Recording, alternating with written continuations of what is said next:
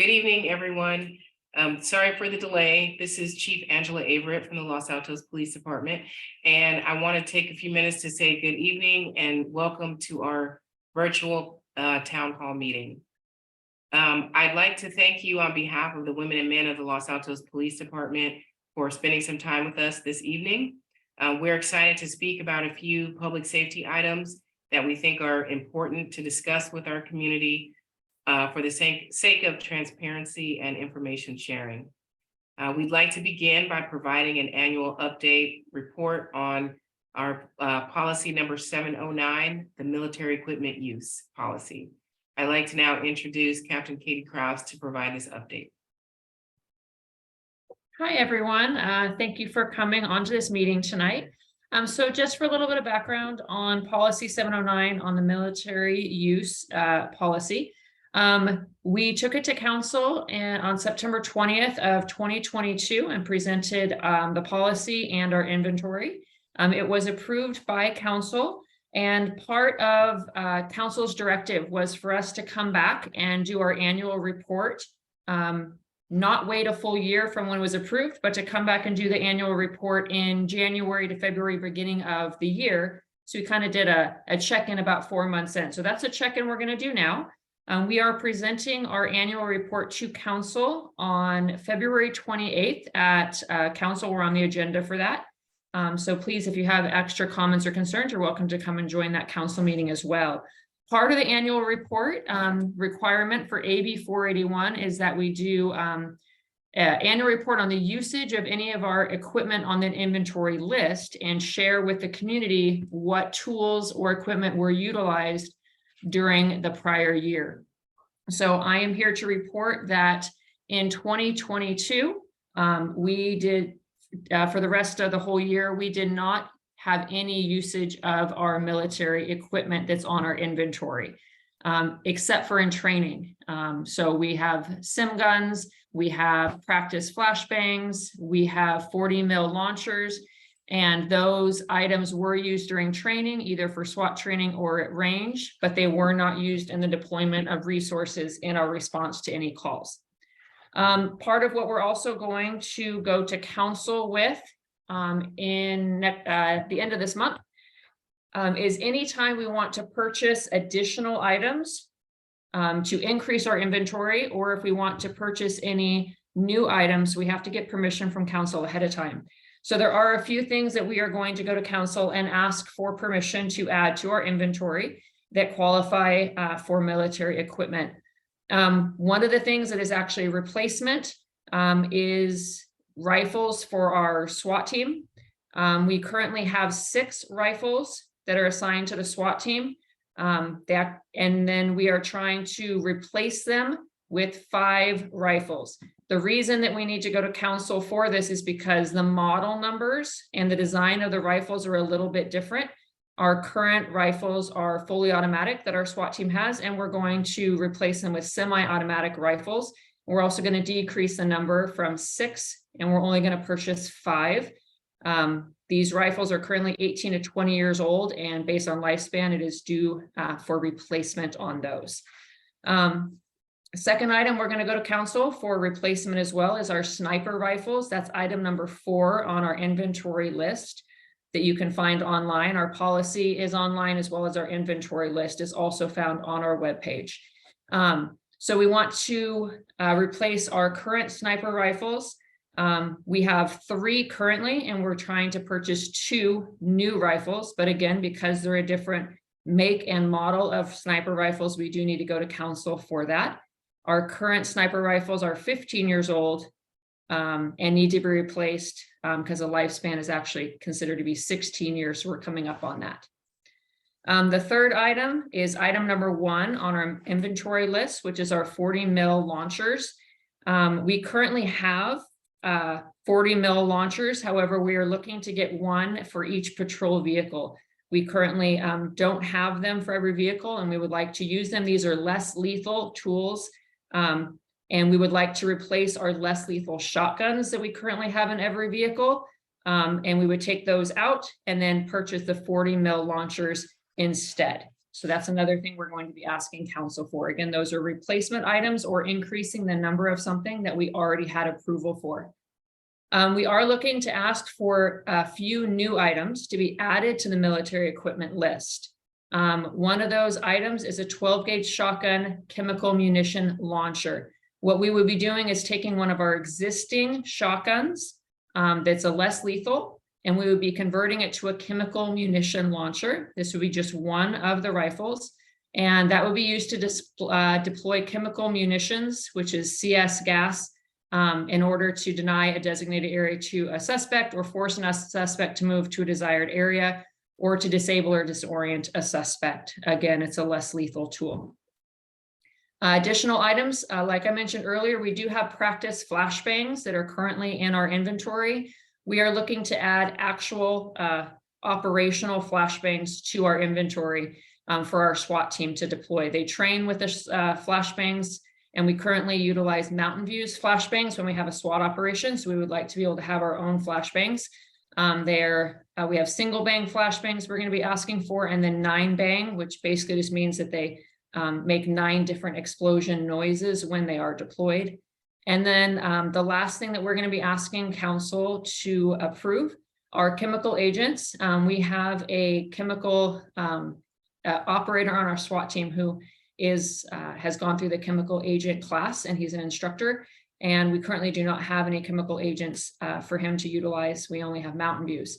So we're looking for OC grenades, that's pepper spray, and then a couple chemical agent canister munitions that basically are the vault that holds the munitions when we deploy that.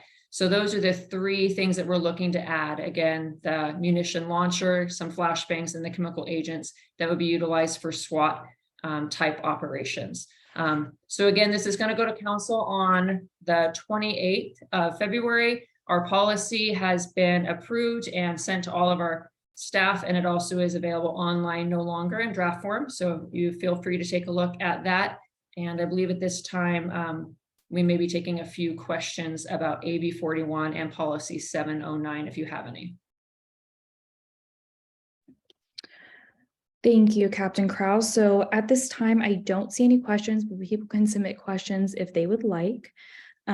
Please type them in the chat, and we will relay the question to the captain and then later to the chief. So please, we'll give the next minute if anybody would like to ask any questions.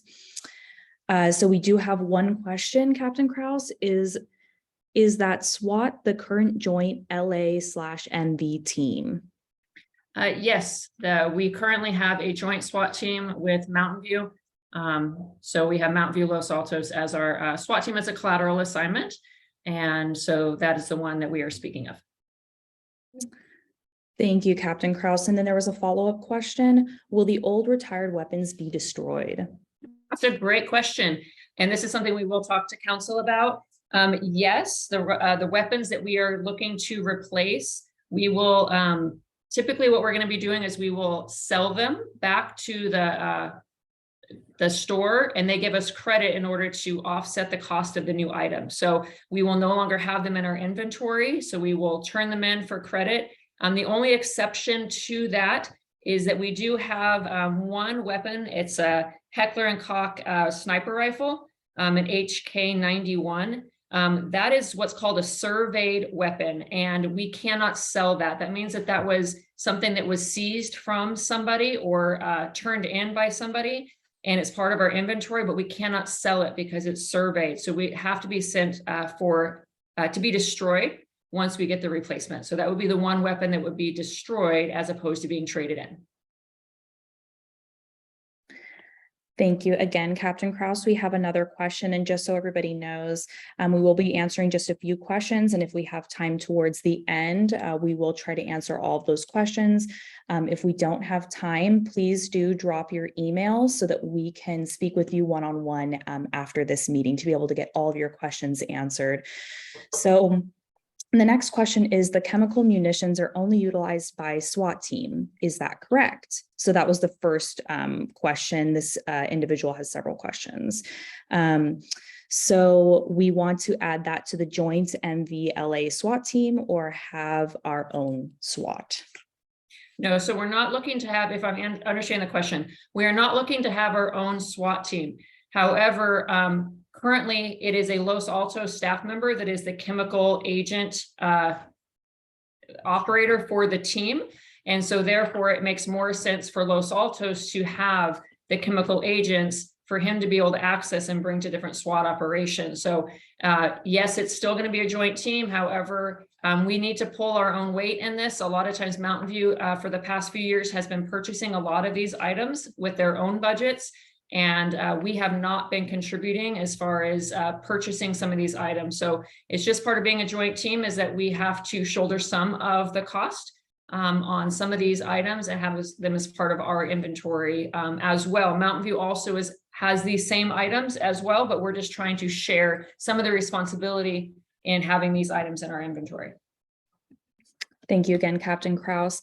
And this will be the last question for this section. I know that there are a couple of questions that we would still need to get to. We'll try to do that at the end. But again, please do put your email in the chat because we can always talk with you one-on-one afterwards. We just want to make sure that there's enough time to be able to get to our next topic.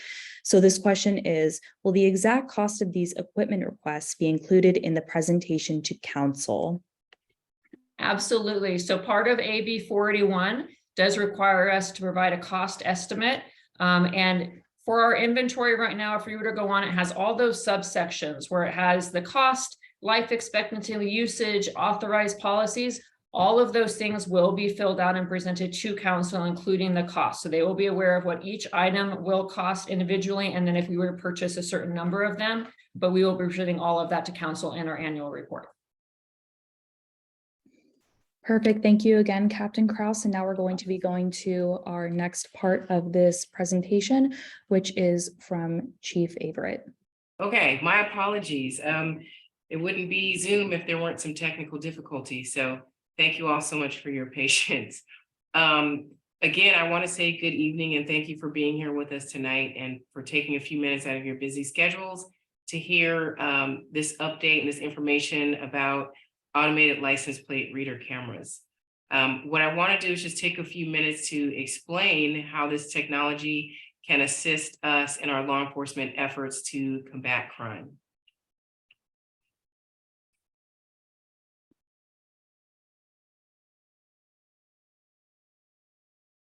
Okay, so you may be asking, why do we want automated license plate reader cameras here in Los Altos, and what purpose will this technology serve? Let me start with the why. The reality here is that we have limited resources to use to effectively address crime. Technology can enhance our capabilities and act as a resource multiplier. In particular, the automated license plate reader, or ALPR technology, gives us the ability to objectively capture evidence to help us solve crime. And this objective evidence serves to further our efforts to gain and maintain the trust of the communities that we serve.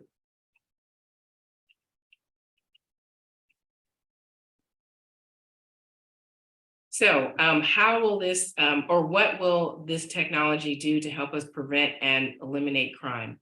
ALPR cameras can serve three purposes. From a proactive perspective, we can receive real-time alerts when stolen vehicles, wanted persons associated with a vehicle, and missing persons, to include amber and silver alerts. We get what we call hits on those license plates. As a deterrent, the cameras can discourage criminal activity.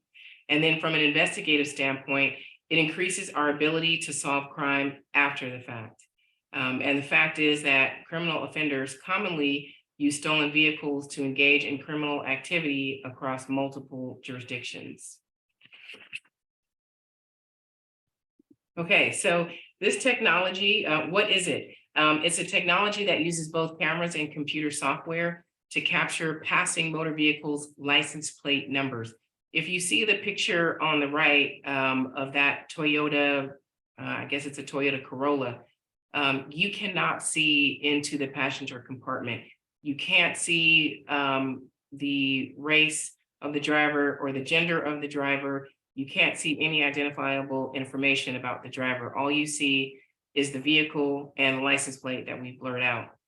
These images allow law enforcement to compare the license plate numbers to license plates and vehicles associated with, like I said previously, wanted persons, stolen vehicles, missing persons, etc. So let me tell you what this technology is not. This technology is not used for traffic or immigration enforcement.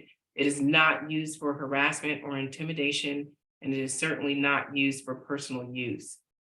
This technology does not use facial recognition and is not intended to capture the occupants of the vehicle or to spy on members of the community. And I'll talk about this again in a few minutes, but the data that we do capture is certainly not stored indefinitely in a database. What you see here are the two different types of ALPR cameras. So on the left, there's the mobile camera, which is mounted in a police vehicle. We currently have one of those ALPR cameras that we've had for quite a while now. On the right, you'll see the fixed position cameras. So those are mounted on a pole or on stationary equipment. So they do not move. Okay, so let me go over what information is captured. On the fixed ALPR system, it's designed to capture the date, time, and location of the vehicle, the license plate, whether it's a partial plate, a paper plate, or no plate at all, and the state that the plate is registered in. And it gives us the vehicle characteristics, the make, the model, type, and color. So the graphic there shows an example. So there's the date, there's the time, the location, and the GPS coordinates. It gives the plate number. The make and model is a Mini Cooper, I'm assuming. It's a compact vehicle, and the color is white. And those are the only bits of information that are given when we get a hit on the plate. Okay, so how does this technology work exactly? So it has two different ways that we can use this technology. So we talk about what's called a hot list. So hot lists are vehicles that have been entered into the California law enforcement telecommunications system, in particular the stolen vehicle system, as either being identified as being a stolen vehicle, a vehicle associated with a wanted person, a vehicle that is associated to an Amber Alert or a Silver Alert. And so this information is given to us in real time. When the license plate is captured on the ALPR camera, it's run through this system. If we receive a hit, that information is sent to our dispatch center. Dispatch will then run the license plate given and verify the information as being a hit in the stolen vehicle system. That's one way that this system can be utilized in real time. Now, for crimes that occurred that we're investigating after the fact, it serves to give us investigative leads. So it's a retroactive search of the system to narrow down license plates that may be associated with some sort of crime. So for instance, a few weeks ago, we had a major injury hit and run collision. It was at night, it was very dark. And if we had the ability to have license plate reader cameras, we would have maybe been able to get investigative leads on the suspect vehicle. We know that the suspect vehicle was a Prius, but that's all we know. And so with this technology, we can search a certain time frame to look for certain vehicles to see if we can get leads on any of those vehicles that may have been involved in a particular crime. What's important to note is that these searches must be done with open investigative case numbers, and that all searches through the system are logged and audited. Okay, so here are some policy considerations, and this is not listed on the slide, but we currently have an ALPR policy in place. If this technology is accepted and accepted by our city council, then we will update the policy to reflect this new technology. But these are some of the things that I think are important to note, that this information is accessed in a very limited need to know and right to know way. There are actually criminal penalties for unauthorized access. Training will be provided to employees if we receive this technology. All queries are auditable. And then as an agency, we control who we share data with. And data can be accessed according to our policy, as I stated. So right now, we are looking at a vendor called Flock, and we actually have a Flock representative on this meeting tonight. Hector is here. Thank you, Hector.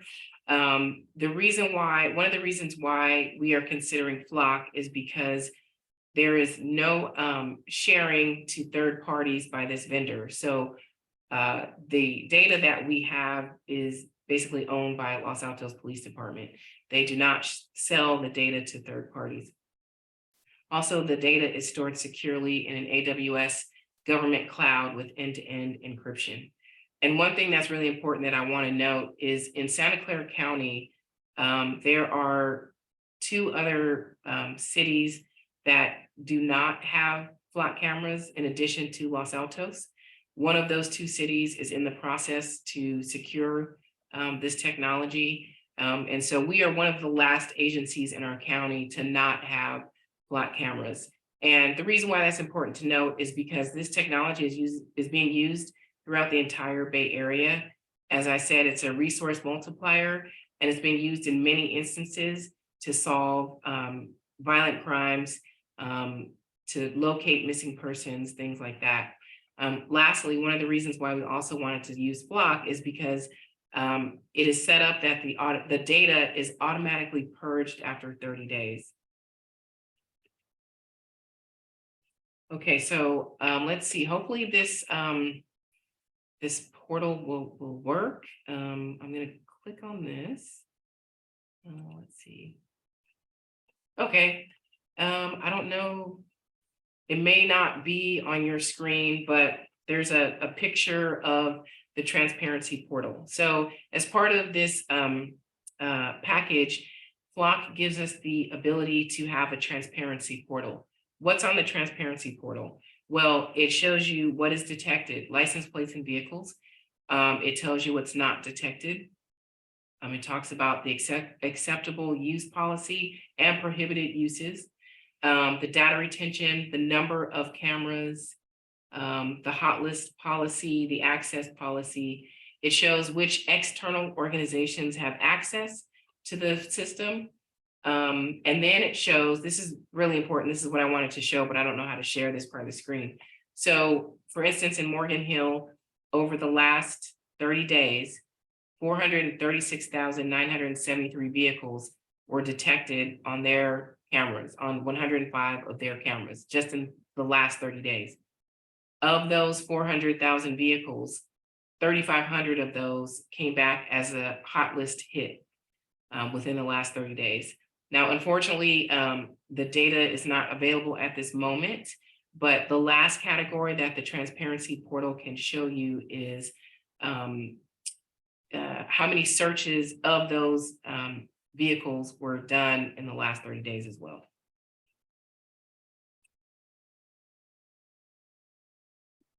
That it is. Okay.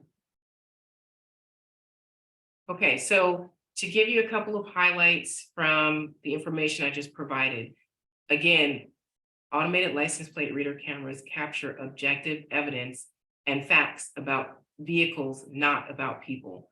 There are criminal penalties for unauthorized access. The data is automatically purged after 30 days. All the queries are auditable. It is not used for facial recognition. It's not used for traffic enforcement or immigration enforcement. It is not tied to personal identifiable information. And it gives us the ability to share with other law enforcement agencies who are already utilizing the technology. Okay, so next steps. So similar to the presentation that Captain Kraus gave, we are planning to present this to council on February the 28th. At that time, the presentation will have a little bit more information as far as the updated policy and the cost of the system. What I would like to do is ask for a one-year pilot program, but I will present this to council for feedback and for discussion of possible purchase of this technology. Upon approval, we will complete a procurement process. Then we will return to council with the draft agreement deployment plan on where the cameras will be deployed, and of course, the associated policy. Now, as far as camera deployment, I am only asking for 10 cameras initially. And what I would like to do is position most of those cameras in our commercial areas, because we have had an increase in commercial burglaries over the last few months. And so I think it would be good to position those cameras in areas that we know have been victimized more in the recent past. So that will conclude my presentation. If we're not able to get to any of your questions this evening, you can certainly email info@losaltosca.gov and we will respond. But I'm going to stop sharing my screen and open it up now for any questions that you may have. Thank you, Chief. And just so everybody understands, please go to the chat box and you can type the questions to us and we will relay those to the chief. So I'm just going to give a minute so that people can write their questions.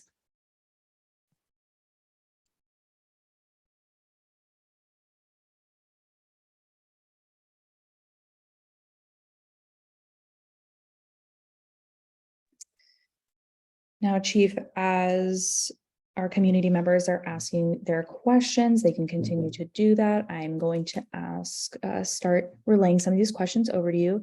I think you did cover this, but one of our community members asked, how many cameras would you recommend to cover our city? Well, as I stated, this is really a pilot program to see what the capabilities of this technology is and how it will serve the purpose that we want to use it for over the next year. So I'm asking for 10 cameras. Now, this was not discussed in the slide presentation, but the goal would be to see at least a 5% reduction in our burglaries. That would be the initial goal of the pilot. Of course, that goal can change depending on how the data comes in and how much solvability maybe we get in using this technology. But initially, I'm only going to ask for 10 cameras. Thank you, Chief. The next question is, who will have access to this data within the police department? Well, as I stated, employees will receive training. Again, it's important to note that this is a need to know, right to know sort of situation. So an officer can't just search the system for some random reason. An officer needs to have a reason for the search with an associated report number. So our officers and dispatchers will have access to the system. And Chief, you may have answered this question, but could you reiterate, where is the data stored exactly? Yes, the data is stored securely in a government cloud database with end-to-end encryption. And if Hector, if he wants to go into more detail on that, you're welcome to chime in. Certainly. Good evening, everyone. My name is Hector Soliman Valdez. I am a community engagement manager with Flock Safety. All of the data is stored in Amazon Web Servers within the United States. As the chief mentioned, all of the data is end-to-end encrypted. It is important to note that there's no personal identifiable information in this data. It is just the back of the vehicle and then associated characteristics of the vehicle. So color, make, model, but nothing associated with any people per se. Thank you, Hector. And this question you may be able to answer. If a car was reported stolen, then was recovered, how long does it take to remove the stolen mark from the system? So Flock Safety queries what's called the California Stolen Vehicle System multiple times a day, actually double the amount of times that that list is updated, so that we have the latest and greatest list. Your department's policy will require for an officer to verify that alert, right? So before they make a stop, they are verifying that that is indeed the vehicle that they're looking for. And among those things, and the chief can expand if she'd like, is making sure that this vehicle is still stolen as well. Thank you so much, Hector. So the next question is, what is a need to know when using these cameras? Yes, so as I stated, need to know and right to know is a very important point in this whole conversation. As I stated, these cameras are not used for personal use, so I can't use the cameras to follow an ex around if they're driving through my city. I can't use this system if I'm bored one day and I just feel like looking at license plates. There's a need to know, right to know. So whenever a query is done into the system, the officer has to have it associated to a particular case, including the case number for that particular investigation. Thank you, Chief. The next question is, how many hits do communities similar to ours get? And how do we have the resources to then be able to handle the hot list hits? I can attempt to answer the first part of that question, Chief. Flock itself does not monitor the different alerts that are received by departments. That really depends on many different factors. Traffic volumes in your community. There's a correlation there, right? As you know, there's through traffic, there's going to be more cars that are on wanted lists. But it really depends, sometimes day and time, right? That all is going to impact how many alerts your community is receiving. But what's more important though, to really kind of focus in on and for that question is that if a vehicle that is on a wanted list does enter your community, your department will be alerted. And I think that that is where kind of that second part of the question, as far as what your department decides to do, depending on resources, which the chief can kind of mention how you all would triage during these situations. Yes, that's absolutely correct, Hector. You know, at this point, there's really no way for us to tell how many hits we may get in a certain time period or in a day. All I can say is based on the resources that we have available at that time, we will determine if we have enough resources to respond to that hit.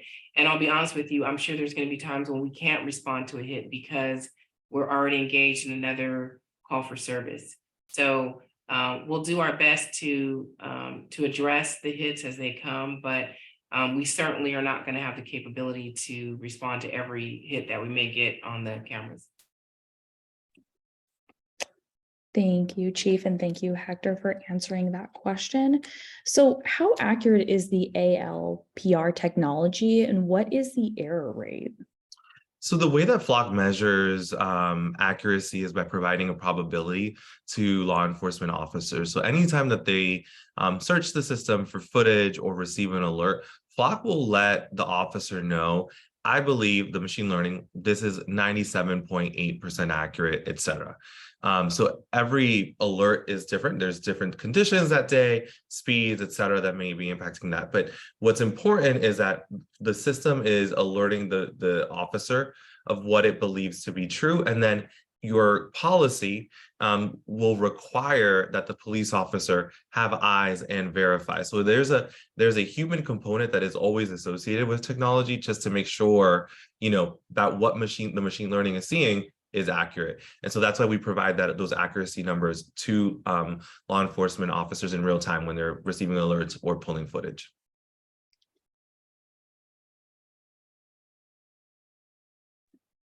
One second, Chief. I'm just getting some of the questions up. So there was a hypothetical.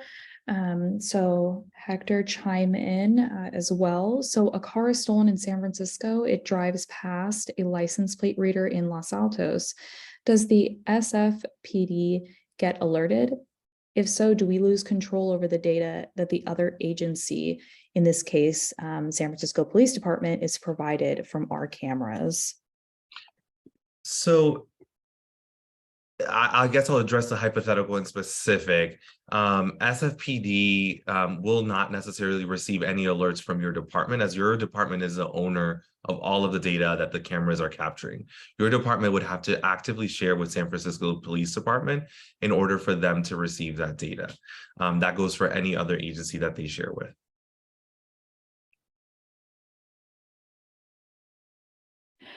Thank you so much, Hector. So we have another question. Is there any independent third-party evidence that ALPRs reduce crime?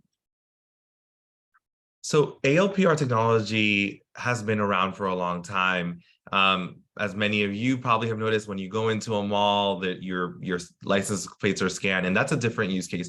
But as far as the use case that Flock represents, which is using not just the license plate but machine learning, there's no independent studies out there. That is something that we as a company are looking forward to engaging in. But what I can say is that departments have cited reductions in over 36%, for example, in stolen vehicles. And the other part that's really important to note there is that, when a department is aware of the amount of stolen vehicles or other types of crimes that are occurring, in real time, they're able to clear cases quicker, which means that then they are able to reduce future crimes that may be occurring.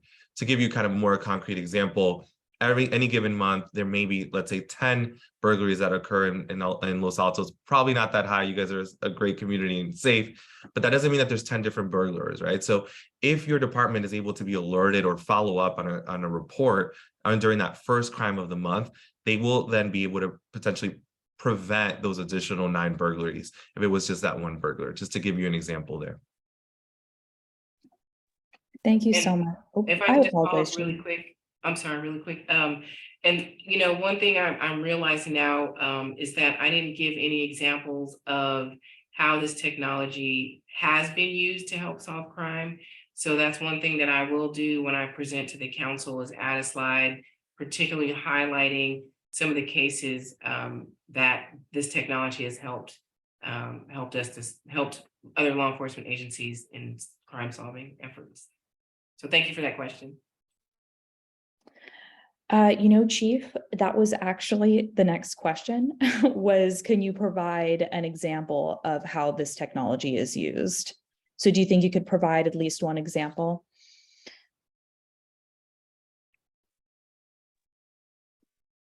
Well, I can definitely highlight, just use this across the country. It's a no-brainer, obviously, that this will help reduce the amount of stolen vehicles in your community and associated crimes, related with those vehicles. But what we've seen is that there's many other use cases, right? So these cameras are extremely important in the case of a silver alert, which means, let's say, an elderly individual who may have dementia is reported missing, takes their car somewhere. We've seen this in many, many departments across the country. They're able to identify where that vehicle is and help that person get back home. Many times they're disoriented, etc. Amber Alert cases, same situation, same kind of scenario. There's even cases such as a sexual offender who this is a story recently in Houston, Texas area, where traveled across the state. Police were able to, once he picked up that child, arrest him as he returned home, so that kind of prevent that crime from getting even worse. And those are just some examples. I encourage you, I know that the chief will have some examples in the future presentation, but encourage you to Google, Flock safety, solve stories, success stories, and you'll find stories throughout the nation, and especially here in California, where we have over 100 departments at this point. Thank you, Hector. I believe that you'd be able to answer this question, and we have received a couple of questions that are related to this. So do any agencies use third-party auditors to audit the use of the data? So, and the chief can actually provide kind of more information as to how in the state of California, police departments report kind of the use of different technology. But everything in the system, it has an audit trail. As the chief mentioned, your policy will require that the police officer enter a case number, right? So this is associated to a case number or a hot list alert. Just for the folks in the room, those are only provided by dispatch, et cetera. So there's a third person there already. But to that point, there's an audit trail to that. Your policy will have certain audit requirements where administration will be looking into the uses. And then additionally, your department does reporting at the state level, which the chief is way more versed than I am. So I don't want to step on any toes there. So there is reporting as to the work that they're done. But what's important is that the policy in place plus the technology will ensure that everything is traceable. Thank you so much, Hector. So the next question is, are the cameras fixed or mobile? And are they going to be clearly marked so that the public knows that they are those cameras and they know where they are? The cameras are in fixed locations. I'll let the chief know speak on the communication plans as to the locations. Yeah, so as I said, in this pilot program, I'm only asking for a small amount of cameras just so we can test out the technology and see, how it's going to affect our current patrol resources. So the cameras will be placed in strategic locations throughout the city, as I mentioned earlier. When I present this to City Council, I actually made a note to myself that I will present a map showing where we are proposing to put the cameras in the city, but they will be in fixed locations. They will, I don't know if it will say flock on the actual pole, but you will know that it is a license plate reader camera. They're visible to the public. They're not hidden behind trees, obviously, because we wouldn't be able to capture the license plates if we did that, but they will be visible cameras. And real quick, if I could go back to an earlier point, I just received some information. The question was posed earlier, is there any evidence or proof to show that these cameras do in fact reduce crime or assist in reducing crime? So I have two examples here of different agencies in the Bay Area. One particular agency before Flock, they had 6 stolen vehicles recovered in an 8-month period. After they got the Flock technology or their ALPR cameras, 21 stolen vehicles were recovered in just a 5-month period. Another case study shows that in 2021, this particular agency had recovered 81 stolen vehicles. And in 2022, after getting this technology, they recovered 200 stolen vehicles between January and September. And so it's a really important point there to note that there may be many more stolen vehicles driving through our city than we realize, right? It's not like there's a sign on the stolen vehicle saying, hey, I'm stolen, pull me over. We don't know the vehicle is stolen until we run the vehicle through the stolen vehicle system. And so having this Flock technology will give us real-time alerts when a vehicle that has been flagged in the stolen vehicle system goes through one of the cameras. And so it makes our crime fighting efforts a little easier because it helps us to know where we need to focus our resources in that particular moment.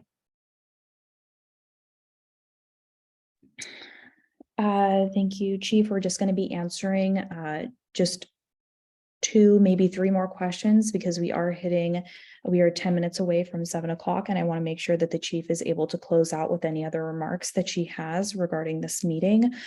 So the next question is, can they only read California license plates? No, the cameras can read all plates from all 50 states. And then they also are able to identify if it's other plate, which would be foreign.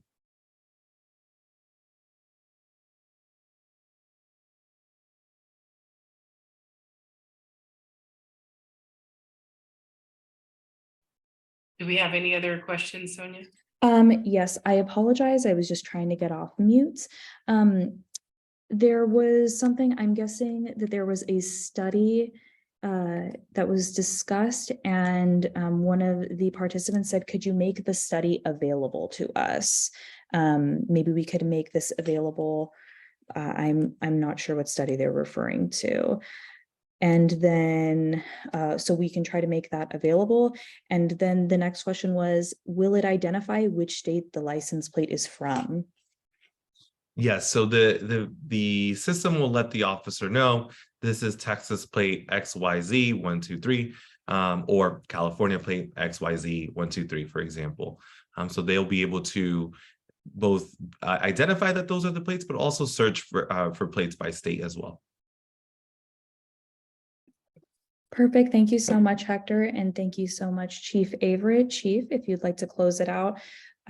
Again, I know that there are a couple of questions that we weren't able to get to, but please do put your email and we will be able to talk with you one-on-one.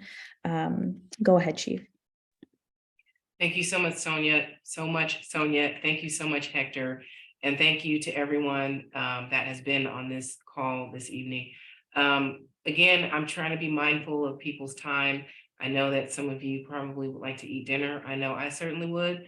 But I appreciate you taking some time out today to hear this presentation. This is the first presentation that we've done to the community. I feel like we may need to do another one before the February 28th City Council meeting. And so I will keep you posted on that. But also there have been some great questions and some feedback that I appreciate, so that I can make sure we have a more thorough presentation when we go to council on the 28th. The bottom line is that as law enforcement officers, our priority is keeping the community safe. And unfortunately, because we do have limited resources, we are short-staffed.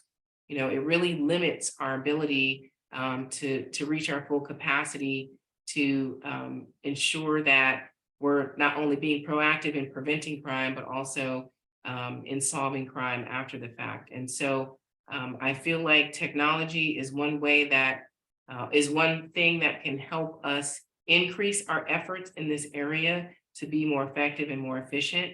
Of course, I know that there are some concerns about privacy. I know that people are concerned about transparency. They are concerned about equity. And as your chief of police, I am letting you know that those are all things that I too am concerned about. And I think about every single day that I come to work. This is one of the reasons why policies are in place to help reduce the issues, some of the disparities and some of the issues that we're seeing, across the nation. And so I look forward to taking a deeper dive into this subject and having, I'm sure, what will be a very hearty discussion at the February 28th City Council meeting. I invite all of you to join that meeting as well. I just want to thank you for your time this evening, and I'm sorry that we weren't able to get to all the questions. But again, I'm being mindful of people's time. We will do our best to follow up with those questions that were not answered. Again, thank you so much for joining us. Have a wonderful evening, and we will talk soon, I'm sure. Take care. Thank you everyone again for joining us this evening. If you did have a question that was not answered, please do put your email in the chat and we will get back to you as soon as we can. Thank you so much.